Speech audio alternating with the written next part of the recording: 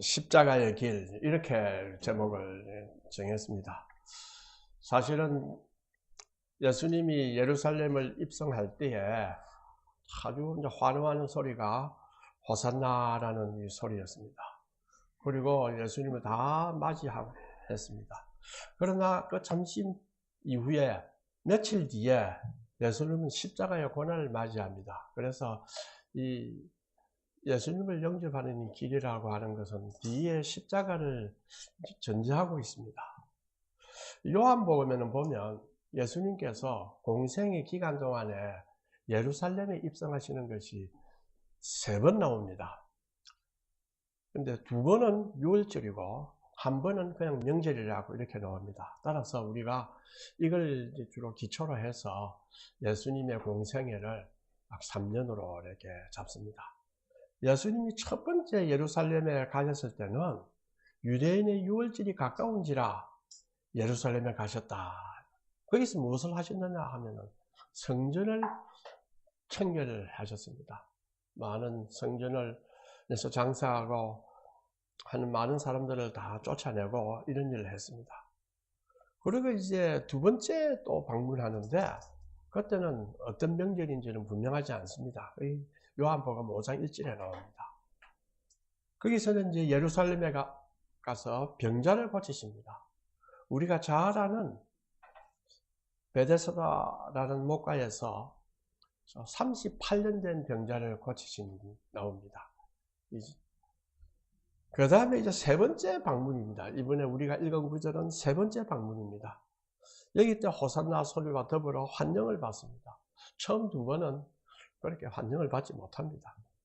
그래서 환영을 받으니까 이제 일반 사람들을 보기에는 환영을 받으니 이제 우리가 예수님을 모시고 왔는데 이제 우리 때가 왔구나 막 이래 생각할 수 있을 겁니다. 그런데 그 뒤에 바로 십자가가 기다리라고 해서는 제자들은 아무도 생각 못했습니다. 이 예루살렘의 입성에는 2가지 전혀 다른 의미가 존재합니다. 하나는 구원을 기다리고 주님의 나라가 곧 임할 것이다 하는 물질적이고 정치적이고 이 땅의 큰 행복만 생각하는 그런 현세적 기쁨으로서의 기대를 이제 하는 시간이 되고, 또 한 시간에서는 또 뭐가 있느냐 하면은 예수님을 죽이려는 음모가 또 있습니다. 제사장들은 예수님께서 올라가시기 6일 전에, 6월절 6일 전에 나사로가 살아납니다.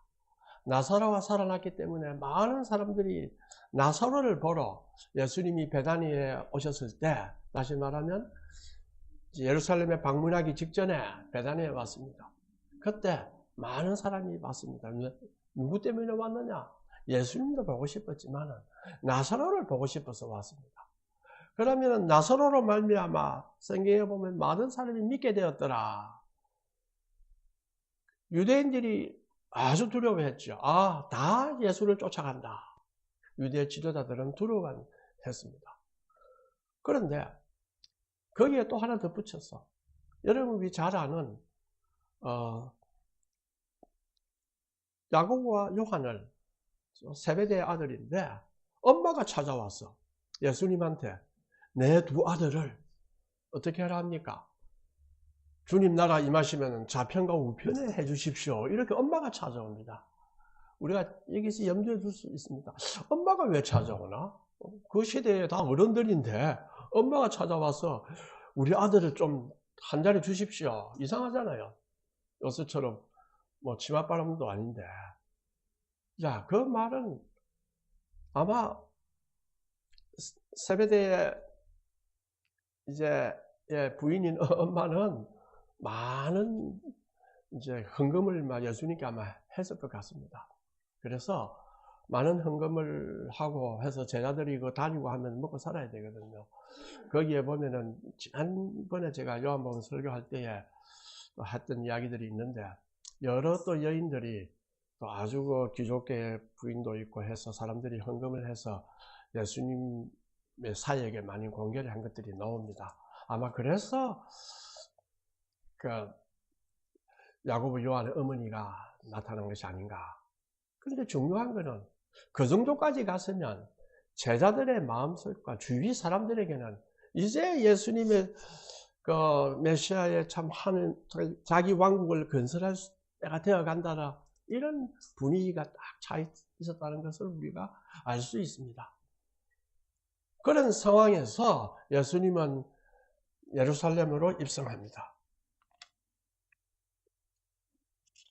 그렇다면 예수님에 대한 당시 유대 백성들의 존경과 기대는 절정에 달해 있습니다. 그런데 그들이 보는 세상 역사에는 그렇게 추정을 하지만은 하나님이 보시는 구속 역사에서는 이 시기가 뭡니까? 예수님은 십자가에 가기 직전에 풍전등화에 주님이 놓여 있는 시기입니다. 예수님은 그걸 아시죠? 무엇을 선택해야 됩니까? 유대인들은 정말로 메시아를 기다립니다. 존경과 기대와 환영을 할 것입니다. 그래서 호산나라는 뜻이 우리를 구원하소서 뜻입니다. 이 아람어입니다. 부디 구원하소서 또는 지금 구원하소서라는 뜻입니다. 이 말은 시편 118편 25절에 나옵니다. 여호와여 구하옵나니 이제 구원하소서. 유대 백성들은 그 자기 지도자들에게 탄압받고, 그리고 로마인들에게 탄압받고 이중적 고난 속에서 놓여 있습니다.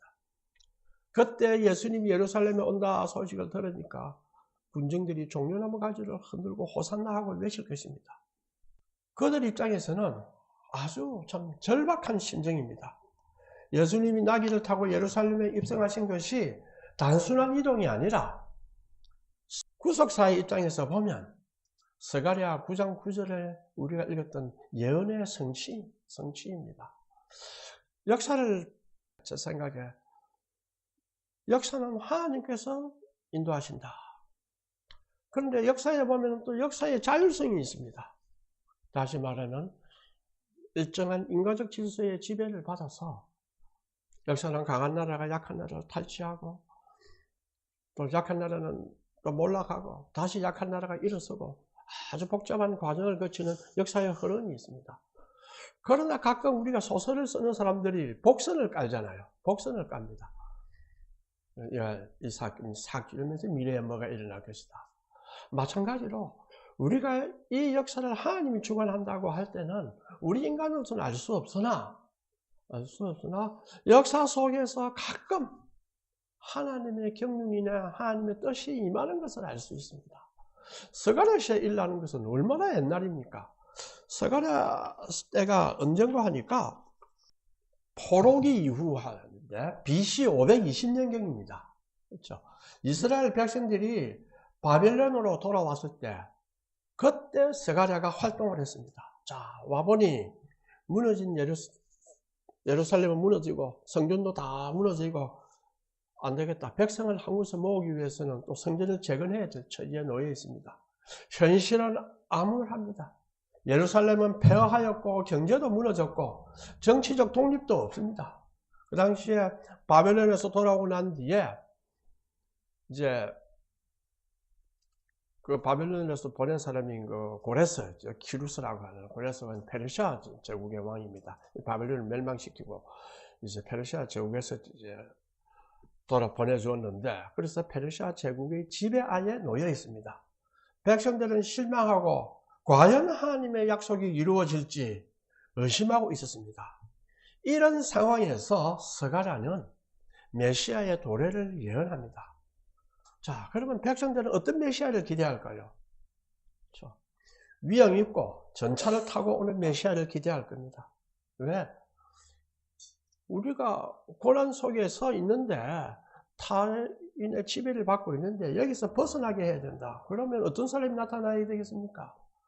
이 백성에게 구원을 주시는 왕이라면 위엄 있는 왕, 해방을 약속하고 징벌을 약속하고 하는 왕이 나타나야 정상적일 것 같습니다. 그러나 스가랴에 나타나는 것은 전혀 다른 메시지입니다.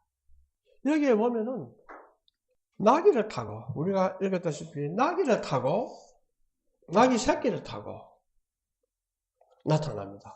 그렇죠? 시온에 따라 크게 기뻐할지어다. 예루살렘에 따라 절거이 부를지어다. 보라, 내 왕이 내게 임하시나니 그는 공의로우시며 구원을 베푸시며 겸손하여서 나귀를 타시나니 나귀의 작은 것 곧 나귀 새끼니라. 하나님의 역사 속에서는 우리의 인간적 질서를 가지고만 판단할 수 없습니다.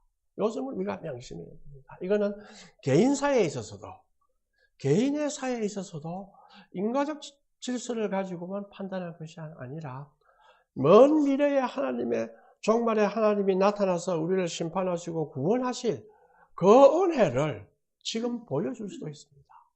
이거는 인간적 질서로 알 수 없습니다. 그래서 우리는 믿음의 질서다. 이걸 뭐라고 해야 됩니까? 사랑의 질서다. 겸손과 평화의 질서다. 이러한 것들이 이제 계시로 드러난 것입니다. 이것을 이 선지자의 예언을 듣고 자세히 알 수 없으나 하나님의 사랑의 질서와 구원의 질서에 대한 믿음이 있는 사람은 거기에 용기와 힘을 얻을 것이고, 그렇지 않고 세상에서 돌아가는 인간적 질서에 매몰된 사람은 무슨 소리 하노? 환상 같은 소리 한다 하고 스가랴 말을 듣지 않았을 것입니다. 그 스가랴가 결국은 예수 그리스도에 의해서 성취되고 있는 것이 성경에 지금 나오는 것입니다. 인간 정치의 혼란과 무질서 속에서 하나님이 보내신 진지한 왕이 임하신다는 선언입니다.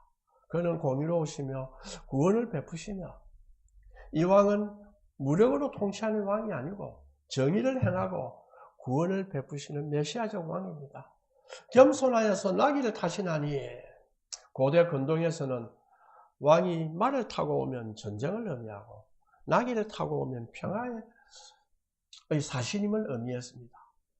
그래서 메시아는 힘으로 세상을 정복하는 것이 아니라 겸손과 평화로 세상을 구원하실 것입니다. 라는 것을 이미 구약에서 스가랴에서 예언하고 이야기를 하고 있습니다. 그럼에도 불구하고 유대인들은 그 생각을 못합니다. 메시아, 우리를 구원해 주실 분. 그때 그 구원은 자기 민족이 이적인 것입니다. 아브라함이 수메르 문명을 떠날 때 어떤 마음으로 떠났겠습니까? 좀 더 잘 살아보자, 좀 더 평안하게 살아보자가 뜻이 아닙니다. 수메르 문명인데 그 가나안 땅은 뭐 얼마나 그 못 사는 척박한 땅인데, 소돔과 고모라 쪽에 가나안 수메르 쪽에 있는 그 바벨론 원정군이 쳐들어왔을 때 순식간에 몰락했지 않습니까? 그 정도로 열악한 지역에 아브라함이 왜 떠나겠습니까? 하나님의 뜻에 따른 아름다운 문화를 건설하자, 아름다운 문명을 건설하자, 구원의 역사를 건설하자, 그러한 비전을 가졌기 때문에 온 것입니다. 그래서 예수를 믿는다는 것은 저는 성공하든 안 하든 그건 하나님이 하시는 거고, 이 땅에서 어떻게 살든지 간에 우리는 이 땅에 거룩한 문화를 펼쳐야 된다 하는 꿈을 가지고 사는 것입니다. 오늘 우리 읽은 이 구절을 보고 우리 자신을 한번 생각해 봅시다. 예수님이 의도적으로 권력과 힘의 상징이 아니라 겸손과 평화의 상징인 어린 나귀를 타고 입성했습니다. 이게 이제 스가랴 9장 9절이죠. 힘이 지배하는 시대입니다. 그때는. 지금과 조금 다릅니다. 지금은 어째 본다면은 굉장히 참 아브라함이 생각했던 그러한 위대한 문명이 이루어진 시기입니다. 힘이 모든 것을 지배하지는 않습니다. 인권도 있고 사랑도 있고, 그렇죠? 불쌍한 사람을 도우려고 하는 그런 복지도 있고 다 좀 있습니다. 많이 발전했습니다. 그러나 스가랴 때는 어떻습니까? 힘이 모든 걸 지배하는 세계였습니다. 그럴 때 하나님이 아브라함을 불러서 미래에 새로운 나라를 건설한다는 그 사상이 예수 그리스도를 통해서 힘의 지배를 받는데 겸손으로 대항해라, 사랑으로 대항해라, 평화로 해라, 이런 것을 이제 제시하는 내용이었습니다. 그런데 이 예수님은 결코 세상의 방식으로 영광을 얻지 않는다. 그러면 어떻게 해서 영광을 얻습니까? 십자가를 통해 진짜 영광을 얻습니다. 그러면 우리에게도 다시 한번 생각해야 됩니다. 내가 마지막을 살아가는데 무엇을 통해서 내 삶의 영광을 얻을 것인가? 무엇을 통해서 얻을 것인가? 생각을 해야 됩니다. 군중들은 예수님을 위해서 외쳤지요. 호산나, 우리를 구원하소서, 우리를 구원하소서. 자, 그들은 구원을 무엇으로 기대했겠습니까? 그들이 기대했던 구원은 다른 민족과 똑같이 이기적인 구원이 아니었겠어요? 고통당하니까 우리는 좀 위대하게 되고 싶다. 힘으로 싸우기 힘드니 하나님 내려와서 한번 힘을 다 사용해서 우리를 구원해 주시오. 그걸 구원해서 어떻게 하자 말입니까? 가만히 한번 생각해 보십시오. 하나님이 우리를 구원했다. 무엇이 우리의 진정한 구원인가? 그걸 요구하지 않았습니다. 성경은 꿰뚫고 있는 것은 뭐냐 하면 무엇이 진정한 구원인가? 이것을 이야기하고 있습니다. 그것이 십자가를 보여주면서 십자가를 통과했을 때에 우리가 구원이 무엇인가를 깨닫고 참으로 구원의 삶을 살 수가 있다. 이제 가르친 것입니다. 예수님은 이 환호성 속에서 십자가의 고난을 알고 계셨습니다. 예수님이 호산나 하면서 받았던 그 영광은 순식간에 거절당했어요.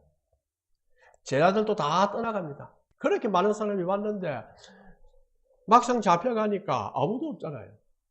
그렇죠? 다 떠났습니다. 자신을 팔을 넘길 유다도 아셨고 침묵하는 베드로도 아셨었고 외면하는 군중도 아셨습니다. 그럼에도 주님은 예루살렘으로 향해 걸어갔습니다. 제자들에게 사람들이 나를 넘겨주고 조롱하며 채찍질하고 십자가에 못 박을 것이다. 제자들은 그것이 납득이 안 됐습니다. 왜? 구원이 무엇인가를 참으로 모르거든요. 오늘날 참 우리 한국교회도 많은 우리 크리스찬이라 하더라도 예수 믿으면 구원받습니다. 여러분 예수 믿으면 구원받습니다. 구원이 무엇이요? 이거 잘 먹고 잘 사는 거 아닙니까? 이 땅에서도 잘 살고 죽어서도 잘 살고 얼마나 좋습니까? 그렇게 사람을 유혹을 하면 이 세상에만 전부인 걸 아는 사람한테는 얼마나 많은 사람이 따라갑니까? 주님은 고난을 피하지 않으셨습니다. 오히려 고난을 통해서 사랑을 완성하셨습니다. 우리가 삶의 두려움이 있고 할 텐데 그 많은 두려움은 사랑을 떠나서 있기 때문에 그렇습니다. 요한일서 4장 18절에 보면 사랑 안에는 두려움이 없고 온전한 사랑이 두려움을 내쫓나니.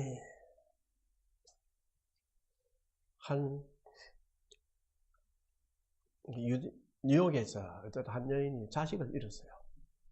자식을 잃었는데 자식을 묻어놓고 얼마나 슬픕니까? 매주 와서 꽃을 들고 와서 다 무도에 묻었습니다. 그런데 어느 날 자식이 여인이 안 나타나. 그러더니 관리인한테서 돈이 5달러가 와요. 아마 그 당시 5달러는 컸던 모양이죠. 이걸 가지고 꽃을 사서 내 아들의 꽃을 꼽아 주십시오. 내가 몸이 안 좋아서 못 갑니다. 그러니까 이 여인은 그 일 할 때 보면 매일 자식에 대한 걸 생각하니까 신경증도 오고 몸이 점점 쇠약해졌죠. 그런데 어느 날 이제 한 몇 년 있다가 탁 찾아왔어요. 기부인이 딱 내렸는데 힘없이 내렸는데 꽃을 하나를 들고 와서 내렸습니다. 그러면서 아니 관리 오늘 왜 오셨습니까? 하니까 이제 내가 한 3개월 더 살지 모르겠습니다. 그래서 이제 마지막으로 내가 이 꽃을 놔두겠습니다. 그래서 내가 왔습니다. 하니까 관리인이 뭐라 했는 줄 아십니까? 선생님, 죄송한 말씀입니다만은 나는 이 꽃을 사가지고 무덤에 안 꽂아두었습니다. 이 무덤에 꽂아두면 누가 이 냄새를 맡습니까? 아무도 냄새를 안 맡습니다. 무덤에 누워있는 사람은 냄새를 더욱 맡을 수 없습니다. 그래서 어떻게 했습니까? 이걸 내가 꽃을 사서 병원에 가서 환자들한테 주었어요. 혼자 외롭게 있는 환자들한테 주니까 환자들이 그래 기뻐하더라 이거예요. 그 기뻐하는 걸 보니까 이 관리인이 기쁜 거라. 매주 자기는 좋은 일하고 기쁜 걸 보잖아요. 우리 자기 몸도 좋아져요. 그래서 자기 그걸 깨닫고 선생님 꽃을 여기로 보내지 마시고 꽃을 사서 병원에 있는 환자들한테 주보십시오. 외롭고 어려운 사람한테 꽃을 주보십시오. 그러면 무언가 새로운 일이 생길 것입니다.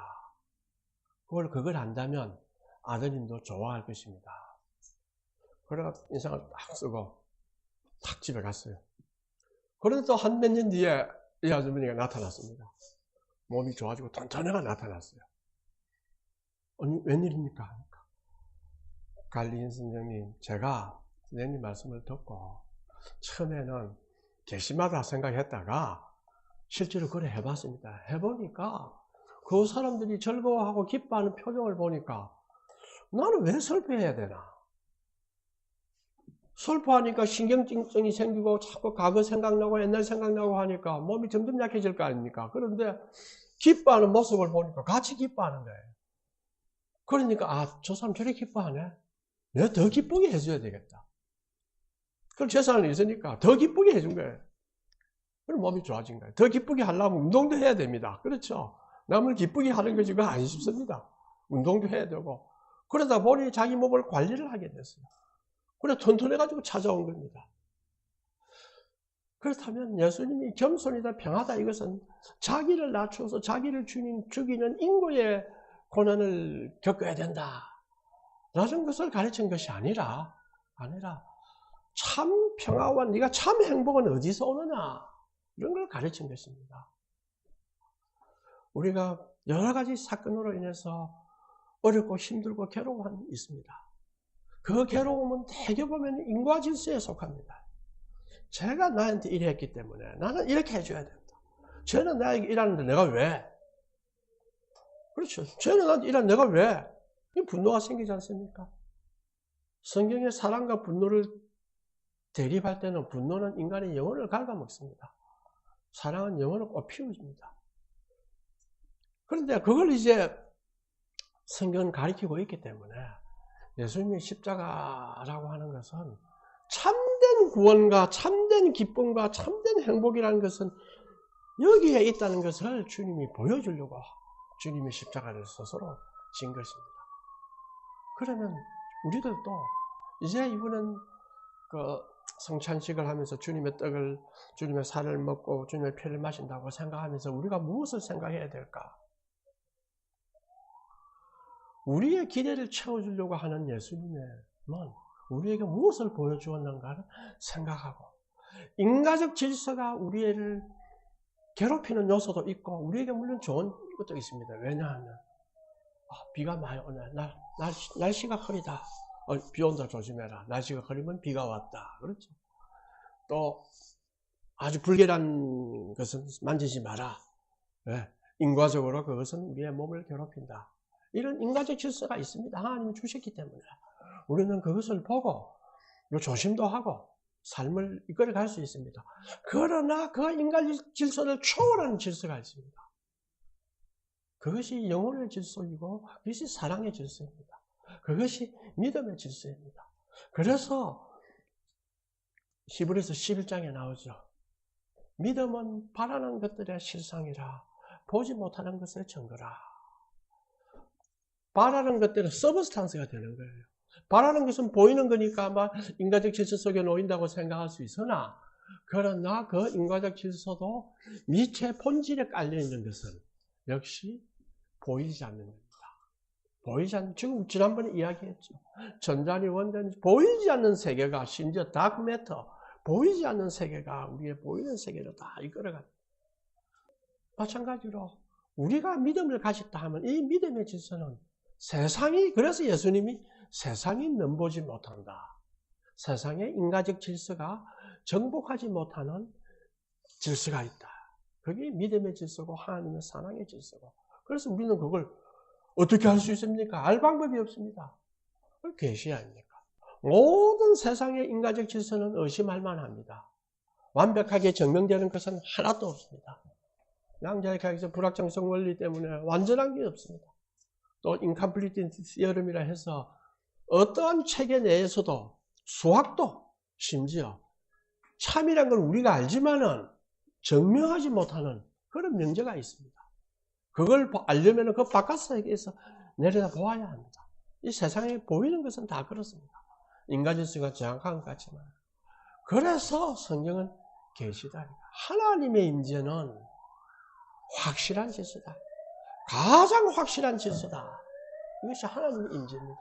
그렇다면 우리가 그 하나님의 임재를 믿는 사람이라 한다면 세상에 있는 어려움과 불쾌함이나 세상에 대한 갈등이나 에 대해서 우리가 슬퍼할 필요 없습니다. 이제는 거기서 우리는 이번에 그 유대 지역의 그 황폐한 지역에 왕이 온다 하고 예언을 했더니 야, 훌륭한 왕이 나타나서 뭐 당군처럼 하늘에서 내려와서 신실을 이루고 이래 안 했습니다. 훌륭한 그 시대에 그렇죠? 나귀 타고 온다 이렇게 예언을 했습니다. 이 예언은 우리에게 참으로 이 세상에 옳고 믿어야 할 만한 것은 하나님의 계시고 십자가와 부활입니다. 다른 것은 다 의심할 수 있으나 이거는 우리가 의심할 수 없습니다. 성경이 그렇게 말하고 있습니다. 자, 이거는 확실히 우리가 갖고 산다고 하면 해봅시다. 이해가 안 된다. 그러나 성경이 그렇다고 하니 믿고 살아보자 하면 하나님이 우리의 마음을 일깨워주고 하나님이 우리에게 임재를 해서 우리가 겪지 못하는 참 신비한 사건도 생기고 우리가 알지 못하는 나를 원수같이 여기는 사람이 하고 엎드려 찾아올 수 있고 뿐만 아니라 자신이 사랑으로 차기 때문에 건강해지고 힘있게 살아갈 수가 있습니다. 자녀에 대한 걱정도 다 사라집니다. 이것을 깊이 생각해서 주님의 참 낙이 타고 오신 주님의 그 십자가를 생각하면서 우리 통성으로 기도하겠습니다.